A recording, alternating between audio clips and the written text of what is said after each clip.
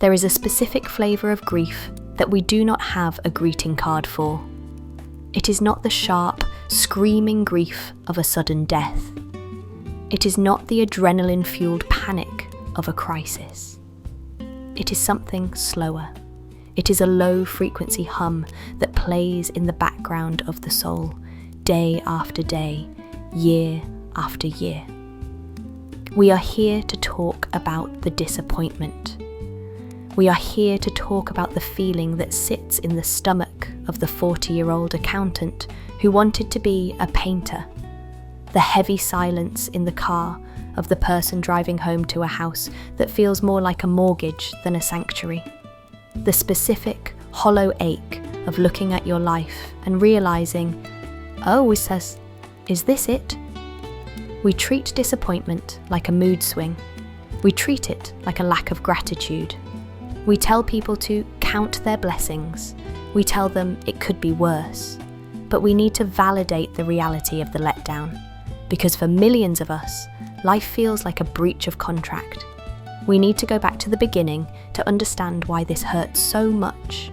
We need to look at the Great Promise. From the moment we entered the school system, we were signed onto a specific narrative. The narrative was linear, it was causal, it said, if you follow the rules, if you get the grades, if you go to the university, if you work hard, you will be rewarded. You will be special. You will be the protagonist. We were raised on a diet of exceptionalism. We were told we could be astronauts, presidents, rock stars. We were given participation trophies not to make us soft, but to reinforce the idea that our mere existence warranted applause. And then we grew up, and we walked out into a world that did not care about our potential. We walked into a marketplace that did not care about our dreams, only our utility. We discovered that the meritocracy is a myth. We saw the incompetent promoted because of nepotism. We saw the cruel rewarded because of profit. We saw the kindest people we know crushed by medical debt, and the most vapid people we know elevated to stardom by an algorithm. And the first crack appeared in the foundation. We realised that hard work does not guarantee success. It only guarantees exhaustion. We are the generation of the gifted child burnout. We are the ones who were told we were smart, only to find out that smart is a cheap commodity in the real world. Emotional intelligence matters more. Grit matters more. Luck, terrifying, random, chaotic luck, matters most of all. And so we sit in our cubicles, or our home offices, or our service jobs, and we feel the dissonance, the gap between the life we were promised and the life we have. This dissonance creates a phantom pain. We are haunted by the ghost lives we are not living. You know this ghost. It walks beside you. It is the version of you that wrote the novel. It is the version of you that moved to Paris. It is the version of you that didn't marry the wrong person, or the version of you that had children, or the version of you that didn't. We spend so much of our mental energy comparing our messy, boring, fleshy reality to this pristine, hypothetical ghost life. And in that comparison, we always lose. If the breach of contract is the internal wound, the external world is the salt we pour into it. We must talk about the comparison engine. In previous centuries, if you were a blacksmith in a village, you only had to be a better blacksmith than the guy 2 towns over. Your sphere of competition was local. Your definition of success was manageable. Today, we carry a device in our pockets that broadcasts the highlight reels of the most successful, beautiful, and wealthy people on the planet, 24 hours a day. We are not competing with our neighbours. We are competing with the top 0.1% of the human species. We open the app and we see the peer, the person we went to high school with. They are in the Maldives. They just got the promotion. Their children look like they were cast in a commercial for detergent. Their kitchen has an island the size of a landing strip, and the thought intrudes, why not me? I worked just as hard. I am just as smart. I am just as good. Why is their life in Technicolor and mine is in sepia? Statistics tell us about the hedonic treadmill, the idea that we quickly adapt to new luxuries and return to a baseline level of happiness. But we don't feel that statistic. We feel the lack. We feel the milestone anxiety. Society has given us a timeline. By 25, you should be on a career path. By 30, you should be married. By 35, you should own a home. By 40, you should be in management. When you miss a milestone, it feels like missing a train. You are standing on the platform, watching the lights fade into the distance, and the silence that follows is deafening. You feel off-tempo. You feel like a malfunction. There is a specific shame in financial mediocrity. We are told that money is a proxy for value. If you are struggling, the culture says, it is because you are lazy. It is because you didn't buy the right crypto, or you didn't hustle hard enough, or you didn't manifest your destiny. So we hide our struggle. We perform success. We lease the car we can't afford. We go to the dinner we shouldn't pay for. We curate the Instagram story to look like we are winning.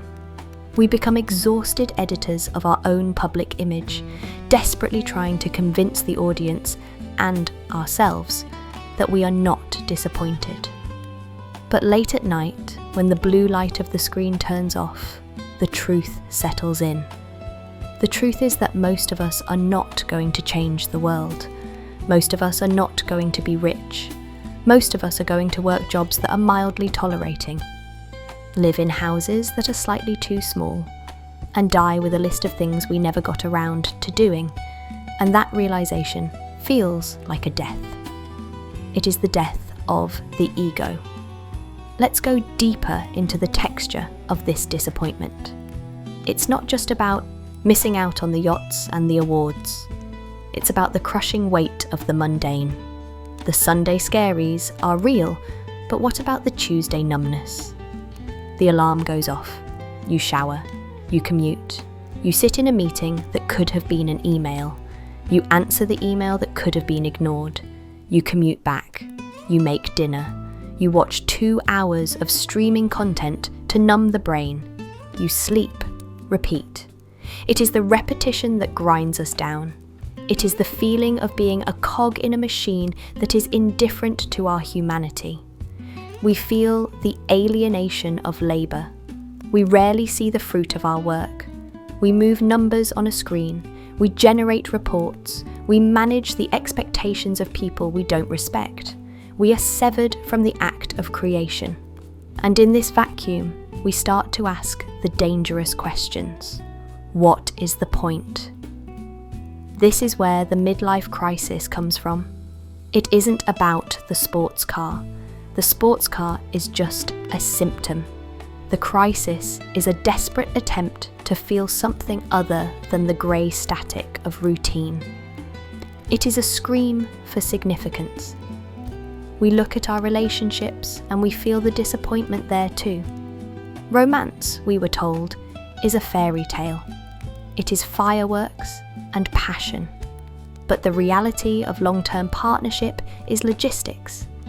It is arguing about whose turn it is to empty the dishwasher. It is the slow cooling of desire.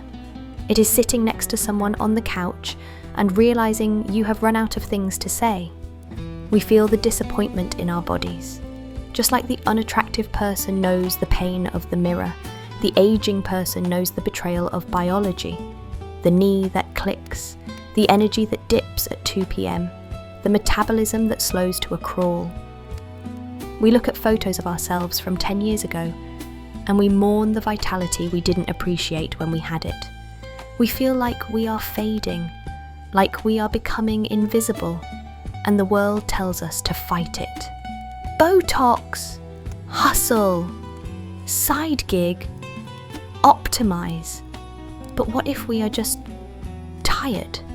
What if the disappointment is actually a signal? here is the turning point. This is where we have to make a choice. We can let this disappointment calcify into bitterness. We can become the old man yelling at the clouds. We can become the cynic who sneers at anyone who tries. We can drown the disappointment in alcohol, or shopping, or resentment. That is the easy path. That is the path of gravity. Or we can do something radical. We can look the disappointment in the eye and say, "Okay, I am not the main character." This sounds like a defeat, but it is actually a liberation. The main character syndrome is a burden. It is the pressure to always have a character arc, to always be overcoming obstacles, to always be the centre of attention. When you accept that you are an NPC, a non-player character, in the grand scheme of history, the weight lifts. If you are not destined for greatness, you are free from the obligation of legacy. You don't have to build an empire. You don't have to leave a mark on history. History forgets almost everyone. The Caesars and the Pharaohs are dust. The billionaires of the 1920s are names on library wings that no one reads. So, if the grand narrative is a lie, what is left? The small narrative, the micro narrative. Disappointment comes from looking at the horizon. Peace comes from looking at the ground beneath your feet. Think of the unattractive person from the other story. They found power in being the observer, the bedrock, the forest. The disappointed person can find power in being the gardener. The world is obsessed with the harvest. The big result, the IPO, the viral hit. The gardener is obsessed with the soil. When we let go of the ghost life, we can finally move into the real life. The real life is not glamorous. It is flawed. It is chipped, but it is yours. We begin to find the joy of maintenance. Our culture despises maintenance. We want the new thing, but there is a profound dignity in taking care of what you have. In polishing the boots, in weeding the garden, in cooking a meal that will be eaten and forgotten in 20 minutes. There is a rebellion in finding satisfaction in the ordinary. To enjoy a cup of coffee, not because it fuels your hustle, but because it tastes like earth and comfort, is an act of resistance. To sit on a porch and watch the rain, not because you are waiting for it to stop so you can go do something productive, but simply to witness the weather, is a victory. We need to recalibrate our dopamine receptors. We have fried them on the high voltage shocks of validation and adrenaline. We need to learn to taste the subtle flavours again. Let's talk about the B plot. In a movie, the A plot is saving the world. It's the high stakes. The B plot is the side story. It's the character interactions. It's the comic relief. It's the romance. Most of us are living in the B plot, and thank God for that. The A plot is stressful. The A plot gets you killed. In the B plot, you have time to read. You have time to have a 3-hour conversation with a friend. You have time to develop a weird hobby that makes no money but brings you joy. When you stop trying to win the game of life, you can start playing. Consider the freedom of mediocrity. If you are not the boss, you don't have to take the stress home. If you are not famous, you can walk down the street in your pajamas. If you are not rich, you know your friends actually like you, not your pool house. There is a specific kind of wisdom that only comes from disappointment. The successful person thinks they control the universe. They think their will is law.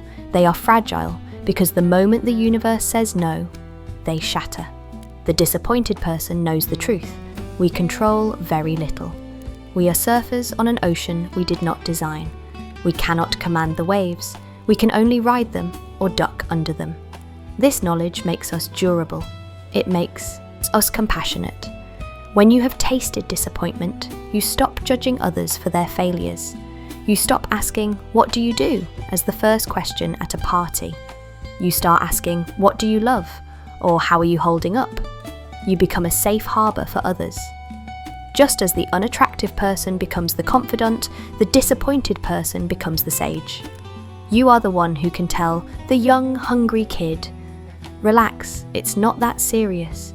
You are going to be okay even if you fail." You become the grounding wire in a room full of high voltage anxiety. But let's address the anger again, because it comes back. It is okay to grieve the potential. It is okay to look at the instrument on the shelf, the guitar you stopped playing, the degree you never used, and feel a pang of sadness. But do not mistake the chapter for the book. The tragedy is not that you didn't become a rock star. The tragedy is that you think you needed to become a rock star to be worthy of love. The tragedy is that we have tied our self-worth to our output. You are not a factory. You are a biological miracle. If your lungs are breathing air, you are succeeding at the primary directive of life. If your eyes can see the colour blue, you are wealthy. If you have one person who would pick you up from the airport at midnight, you are rich. We have to smash the idol of more. The god of more is a hungry god. It demands endless sacrifice. It eats your time, your sleep, your peace, and it is never satisfied. We must worship at the altar of enough. Enough is a subversive concept. I have enough stuff. I have done enough work today. I am enough. When you say, "I have enough," you step off the treadmill. You stop running. And when you stop running, you can finally look around. You notice the light hitting the leaves. You notice the texture of your partner's hand. You notice the taste of the bread. This is the secret that the disappointed eventually learn. The treasure wasn't at the top of the mountain. The treasure was buried in the dirt of the valley all along. So, how do we live as the disappointed? We become the lighthouse of the unremarkable. We stop apologizing for our average lives. We occupy our space with dignity. We go to our jobs, and we do them well. Not because we want to be CEO, but because there is honor in competence. We are the ones who keep the lights on. We are the ones who make sure the paperwork is filed, the roads are paved, the children are fed. Civilization rests on the shoulders of the disappointed. The dreamers act, but the disappointed maintain. We build our fortress of solitude not out of ice, but out of small comforts. A good chair, a warm blanket, a stack of books, a playlist of songs that make us feel something. We cultivate our inner landscape. The world outside may be grey and limiting, but the world inside, that is infinite. You can be a disappointed office worker on the outside, but on the inside, you can be a scholar of history, a lover of jazz, a philosopher of the absurd. You can build a cathedral in your mind that no one else can see. You can be the deep-sea diver of your own soul. While everyone else is snorkeling on the surface, fighting for the sunlight, you are down in the crushing dark, finding the bioluminescent creatures. You are finding the thoughts that only come in the silence. And one day, you might find that the disappointment has changed. It has lost its sharp edge. It has softened into melancholy. Melancholy is different from depression. Melancholy is beautiful. It is the appreciation of the fleeting nature of things. It is the Japanese concept of mono no aware, the pathos of things, the awareness that the cherry blossom falls, and that is why it is beautiful. Your life is not the epic movie. It is the quiet indie film. It is the one with the long shots of the landscape and the slow dialogue. And those are the movies that stay with you. Those are the movies that feel real. Let us end with this thought. Imagine you are standing at the end of your life, looking back.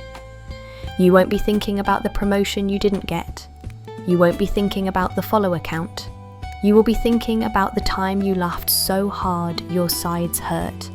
You will be thinking about the way the sun felt on your face on a Tuesday in October. You will be thinking about the specific smell of your grandmother's house.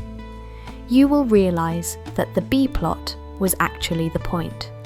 The disappointment was just a fog that prevented you from seeing the view. So, to the disappointed, I say this: welcome to the club. It is a massive club. It is the human club. Stop trying to leave. Stop trying to buy a VIP pass to a different life. This is the life. This is the room. Sit down. Take off your armour. The war against yourself is over. You lost. And in losing, you have won the right to simply be. You are the stone in the river. The water rushes over you, fast and frantic. But you stay. You are smooth and cool and solid. You alter the flow just by being there. You are not the firework. You are the fireplace. You don't explode and fade. You burn slow. You give heat. You gather people around you. There is a holiness in that. Embrace the grey. Embrace the quiet. Embrace the fact that you are beautifully, wonderfully, tragically average. And in that acceptance, find your peace. Stay deep. Stay real. The show is over, but the life is just beginning.